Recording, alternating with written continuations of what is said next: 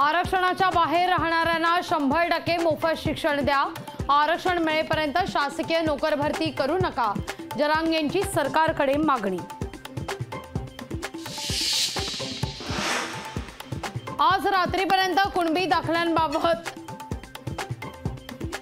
अध्यादेश काढावेत। आजची रात्र इथंच थांबतो।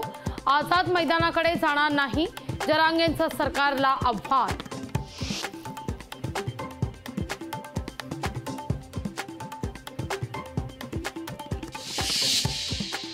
शनिवारी रात्री 12 वाजेपर्यंत किंबहुना शनिवारी माफ करा दुपारी 12 वाजेपर्यंत अध्यादेश द्या, अन्यथा आझाद मैदानावर जाणार। जरांगेंचा सरकारला अल्टिमेटम।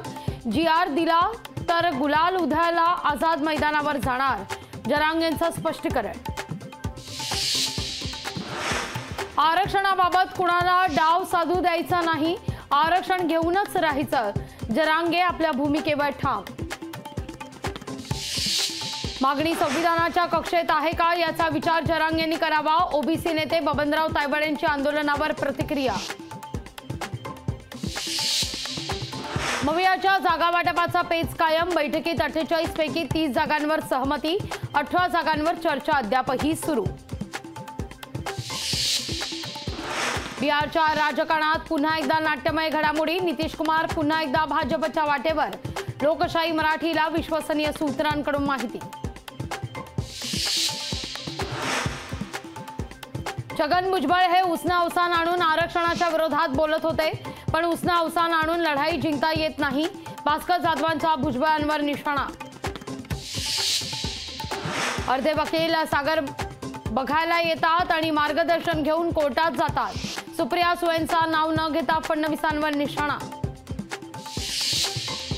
शरद पवार गटानं घेतली लोकशाही मराठीची दखल। सत्यमेव जयतेची लाच खऱ्या अर्थानं कोर्टानं राखली। लोकशाही मराठीवरील बंदी उठवल्यानंतर पवार गटाची ट्विटरवर पोस्ट। लोकशाही मराठी वृत्तवाहिनीचा 4था वर्धापन दिन। दमदार जोरदार बातमीदारीची वर्षचार।